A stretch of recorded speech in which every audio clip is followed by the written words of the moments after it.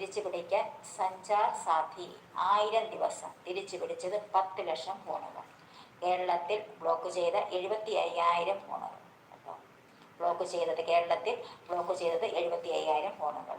മോഷ്ടിക്കപ്പെടുകയോ നഷ്ടപ്പെടുകയോ ചെയ്തതിൻ്റെ പേരിൽ വ്യക്തികളുടെ പരാതികളിന്മേൽ ഏകദേശം 1000 ദിവസത്തിനിടെ രാജ്യമാകെ തിരിച്ചുപിടിച്ച് ഉടമകൾക്ക് കൈമാറിയ ഫോണുകളുടെ എണ്ണം 10 ലക്ഷം കടന്നു. കേന്ദ്ര ടെലികോം മന്ത്രാലയത്തിൻ്റെ സഞ്ചാർ സാധി എന്ന സംവിധാനം വഴിയാണ് ഈ ഫോണുകൾ കണ്ടുപിടിച്ചത്. 2023 മെയ് 16 ആരംഭിച്ച സംവിധാനം കേരളമടക്കം എല്ലാ സംസ്ഥാനങ്ങളിലും പൂർണ്ണതോതിൽ നടപ്പായത് 2024 മെയ്യിലാണ്.